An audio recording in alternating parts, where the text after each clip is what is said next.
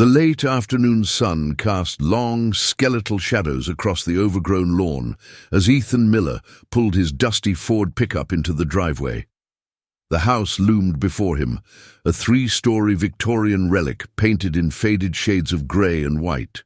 It had been his grandmother's home, and before her, her parents, and theirs before them, a testament to generations of Millers rooted in this quiet corner of rural Massachusetts. Now it stood silent and empty, a stark reminder of her absence. Wave of melancholy washed over Ethan as he stepped out of the truck. He hadn't been back to the house in years, not since his teenage summers spent exploring its dusty attic and rambling gardens with his grandmother Elsie. She had always filled the place with warmth and the scent of freshly baked apple pies. Now, the air was heavy with the smell of damp earth and decaying leaves. He fumbled with the set of old iron keys, the cold metal biting into his fingers. The front door creaked open with a mournful groan, the sound echoing through the silent interior. Dust motes danced in the faint light filtering through the grimy windows. The entry hall was cavernous, dominated by a dark wooden staircase that seemed to disappear into the shadows above. A shiver ran down Ethan's spine, a feeling he initially dismissed as the chill of the unheated house. He stepped inside, the floorboards groaning under his weight. The silence was oppressive, broken only by the faint ticking of a grandfather clock in the corner.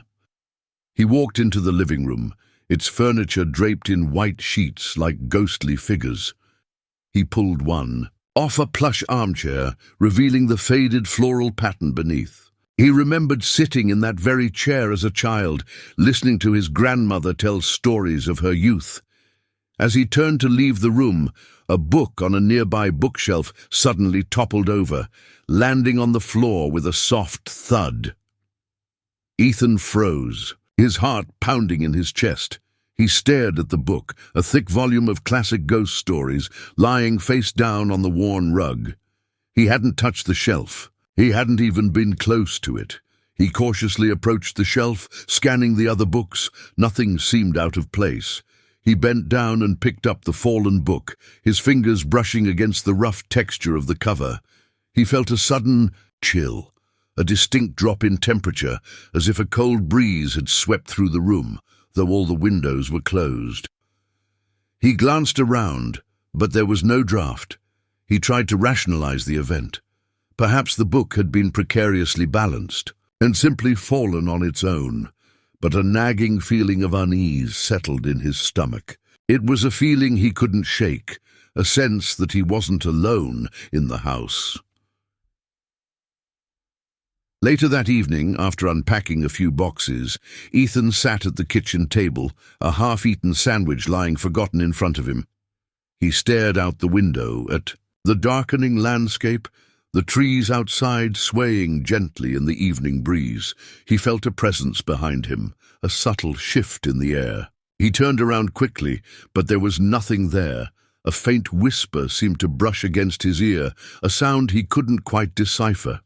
He strained to listen, but it was gone as quickly as it had come. He rubbed his temples, his head beginning to ache. He attributed it to exhaustion and the stress of the past few weeks. He missed his grandmother terribly, and the house, so full of her memories, amplified his grief. He closed his eyes, and a vivid image of her smiling face flashed before him. He could almost hear her gentle voice calling his name. He opened his eyes, a single tear rolling down his cheek. He felt her presence so strongly in the house, a comforting yet unsettling reminder of his loss. The following days settled into a routine of sorting through his grandmother's belongings, a bittersweet task that brought both comfort and pain.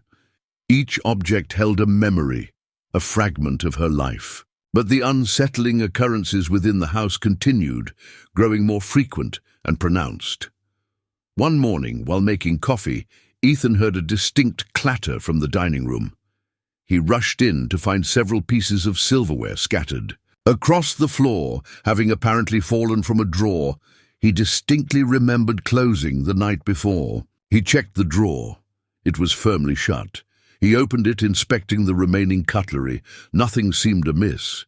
He knelt down, picking up the scattered forks and spoons, a growing sense of unease tightening his chest. Later that week, while cleaning the attic, a space filled with dusty trunks and forgotten relics, Ethan stumbled upon a small wooden box tucked away in a dark corner. Inside, he found a leather-bound diary, its pages yellowed with age. The handwriting was his grandmother's, but the entries dated back to her youth, long before he was born. He sat down on a dusty trunk, his heart pounding with anticipation. He opened the diary to the first page, the delicate script telling of her life in the house as a young woman. As he read further, the entries took a darker turn. She wrote of strange occurrences within the house, whispers in the night, shadows moving in the periphery of her vision. She described a growing sense of dread, a feeling that she was being watched. One entry, dated many years before Ethan's birth, spoke of a tragic event that had occurred within the house, the details veiled in cryptic language. She mentioned a lost soul, trapped within the walls, tormented by a terrible secret. The entry ended abruptly with a single chilling sentence: "I fear it will never find peace." Ethan closed the diary, his hands trembling. The words resonated with him, confirming his growing suspicion that something was amiss in the house. He felt a cold draft despite the summer heat, and the distinct scent of lavender, his grandmother's favorite, wafted through the air. He looked around the attic, but there was no source for the scent. He tried to share his experiences with his sister, Sarah, during a phone call. He told her about the strange occurrences, the moving objects, the whispers, and the diary. But she dismissed his concerns, attributing them to stress and grief. "Ethan, you're just tired," she said, her voice laced with concern. "You're spending too much time alone in that old house. Why don't you come stay with me for a few days?" He tried to explain the feeling of unease, the sense that he was not alone, but she remained unconvinced. He felt a pang of isolation, a sense that no one understood what he was going through. He ended the call feeling more alone than ever. That night, the activity escalated. Ethan was awakened by a series of loud bangs coming from downstairs. He grabbed a flashlight and cautiously made his way down the creaking staircase. The living room was in disarray. Books had been pulled from the shelves, scattering across the floor. A framed photograph of his grandparents had been knocked off the mantelpiece, the glass shattered. As he surveyed the scene, a dark shadow flickered in the corner of his eye. He turned quickly, but there was nothing there. Then he heard a distinct whisper close to his ear, a voice he couldn't quite understand, but that sent a chill down his spine. He felt a cold breath on the back of his neck, and the distinct scent of lavender filled the air once more. He spun around, his heart pounding in his chest, but the room was empty. He was alone, yet he felt a presence, a malevolent force watching him from the shadows. The line between reality and illusion began to blur. Ethan found himself questioning his own senses, his own sanity. He started experiencing gaps in his memory, moments where he couldn't account for his actions. He would find himself in a different room than he remembered being in moments before, with no recollection of how he got there. Time itself seemed to distort, stretching and compressing in unpredictable ways. One afternoon, Ethan was in the kitchen. Making a cup of tea, he distinctly remembered filling the kettle with water and placing it on the stove. He turned away for just a moment to grab a mug from the cupboard, and when he turned back, the kettle was gone. He stared at the empty stovetop, his mind reeling. He searched the kitchen, opening cupboards and drawers, but the kettle was nowhere to be found. He felt a wave of dizziness, a sense of disorientation. He rubbed his temples, trying to clear his head. He could have sworn he had just put the kettle on the stove. Later that day, while rereading his grandmother's diary, Ethan came across another disturbing entry. It spoke of the lost soul becoming stronger, its influence spreading throughout the house, affecting the very fabric of reality. The entry mentioned a specific room in the house, the master bedroom, as a focal point of the spirit's power. Ethan felt a chill run down his spine. He had been avoiding the master bedroom, a space that still held the strong scent of his grandmother and her belongings. But now he felt compelled to investigate.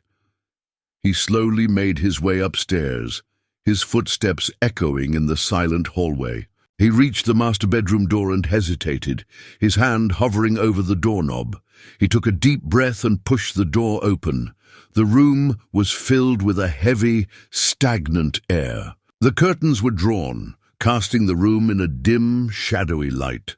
The bed was neatly made, with his grandmother's favorite quilt draped across it. He walked over to the dresser, its surface covered with her personal items. A silver hairbrush, a small jewelry box, a framed photograph of her and his grandfather.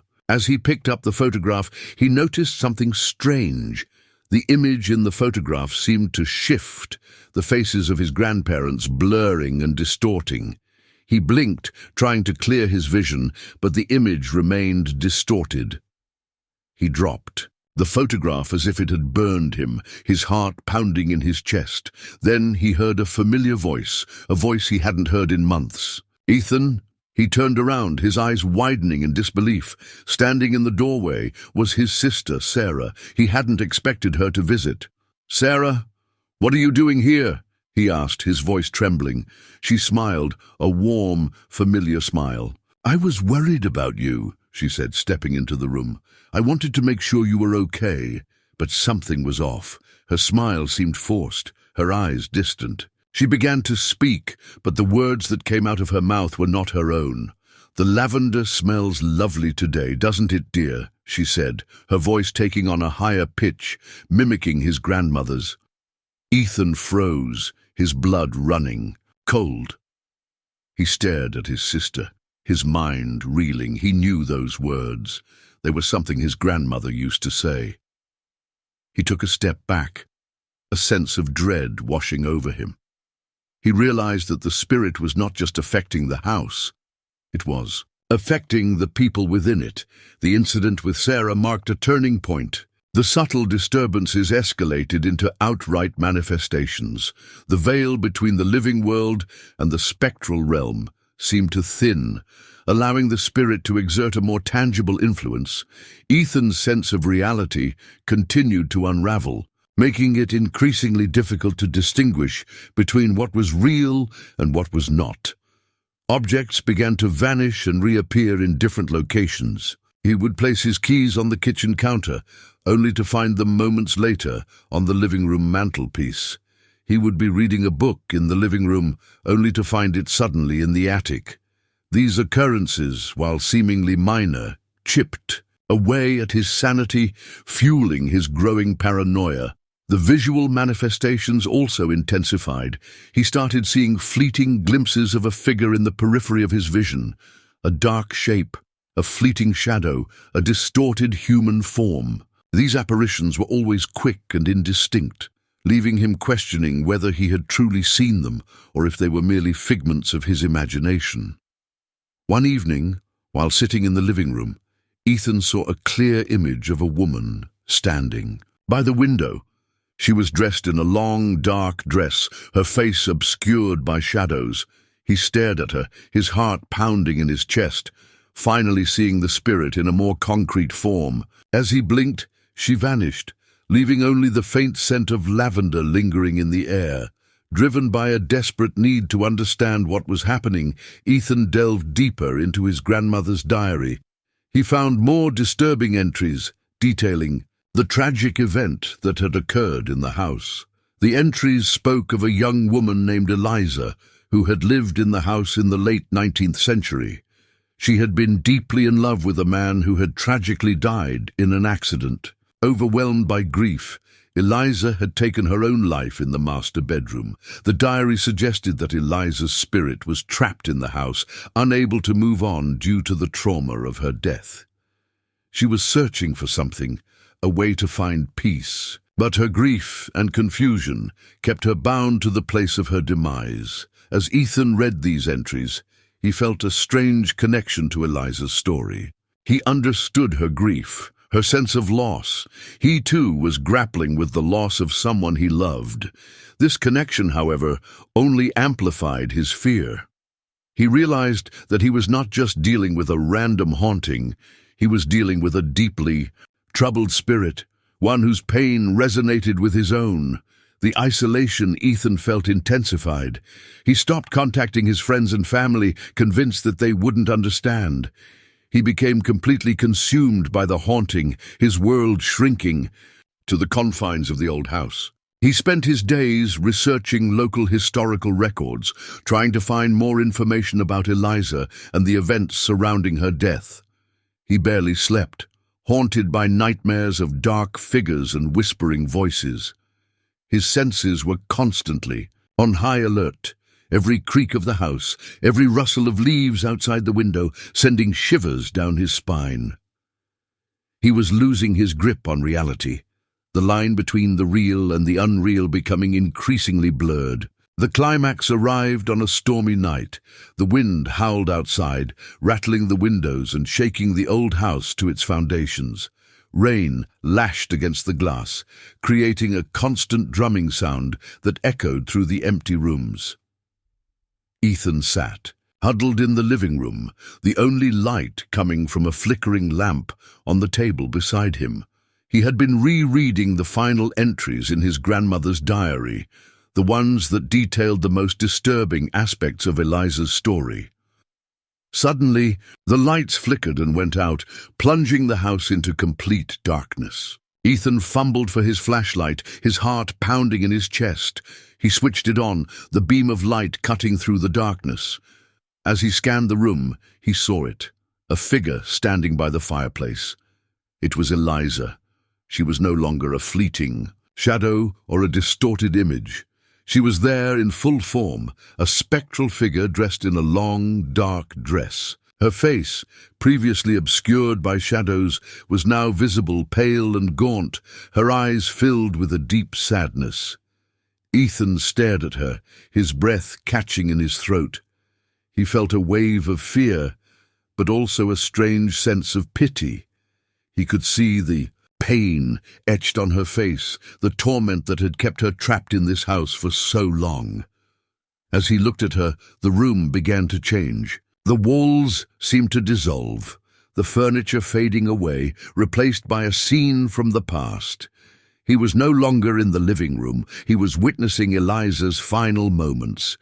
He saw her sitting in the master bedroom, a letter clutched in her hand, tears streaming down her face. He saw her reach for a small pistol on the bedside table.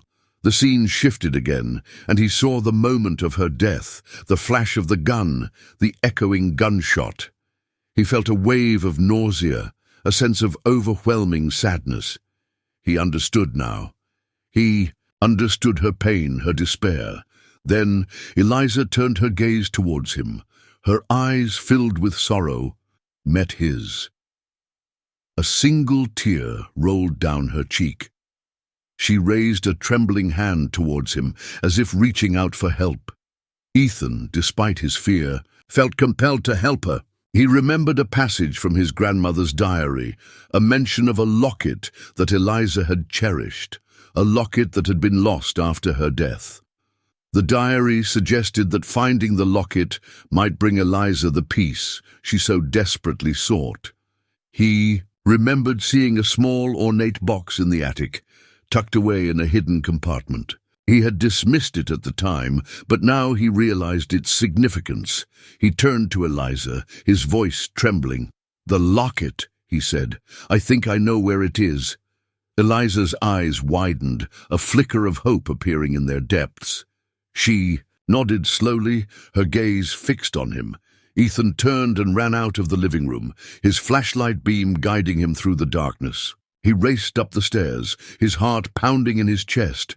He burst into the attic, searching frantically for the hidden compartment. He finally found it, a small panel concealed behind a loose brick in the wall. He pulled the panel open and found the box. He opened it, and there it was, a small silver locket, intricately engraved with floral patterns. He took it out, his hands trembling. As he held it, a wave of warmth washed over him, and the scent of lavender filled the air once more. Stronger than ever before, he rushed back downstairs, the locket clutched in his hand. Eliza was still standing by the fireplace, her gaze fixed on the spot where he had been standing. He held out the locket towards her. As she reached out and took the locket, a soft, ethereal light enveloped her. Her form began to fade, becoming less distinct, less tangible. A gentle smile appeared on her face, a look of peace and acceptance. Then she vanished completely, leaving only the lingering scent of lavender and the silence of the house. The storm outside had subsided, leaving behind a sky washed clean and a world bathed in the soft light of dawn. The house was quiet. The oppressive atmosphere that had hung over it for days now gone. A sense of peace had settled over the place, a tranquility that Ethan hadn't felt since his grandmother's passing. He sat on the living room couch, the flashlight lying beside him, the silver locket resting in his palm. He felt exhausted, both physically and emotionally, but also a profound sense of relief. The haunting was over. Eliza had found her peace, and in doing so, had helped him find his own. He looked around the room, the shattered photograph of his grandparents still lying on the floor. He picked it up, carefully gathering the broken pieces of glass. He realized that the experience, while terrifying, had also been a form of closure. He had connected with his grandmother's past, understood a part of her life he had never known, and in doing so, had come to terms with her death. The following days were spent cleaning and organizing the house, a task that now felt less like a burden and more like a tribute to his grandmother's memory. He found a local antique shop that agreed to repair the damaged photograph, a small act of restoration that felt symbolic of his own healing process. He contacted Sarah, explaining what had happened. She was initially skeptical, but after hearing the sincerity in his voice and seeing the change in him, she began to believe him. She apologized for dismissing his concerns and expressed her relief that he was okay. Ethan decided to sell the house. It held too many memories, both good and bad, and he knew he couldn't stay there permanently. It was time for him to move, on to start a new chapter in his life. He contacted a local real estate agent, who quickly found a buyer. A young couple, eager to start a family, fell in love with the house's charm and history, unaware of the events that had recently transpired within its walls. On the day he handed over the keys, Ethan stood on the front porch taking one last look at the house. The morning sun glinted off the freshly painted exterior, giving it a renewed sense of life. He thought of his grandmother, of Eliza, and of the events that had unfolded there. He felt a pang of sadness, but also a sense of gratitude. He had faced his fears, confronted the unknown, and emerged stronger on the other side.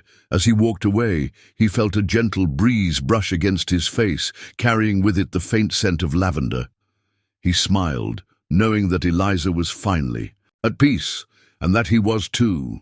The loss of reality he had experienced had ultimately led him to a deeper understanding of himself and the world around him. The experience had been terrifying, but it had also been transformative. He had faced the darkness and found the light within himself. He knew that he would never forget what he had experienced in that old house, but he also knew that he was ready to move forward, to embrace the future, leaving the echoes of the past behind.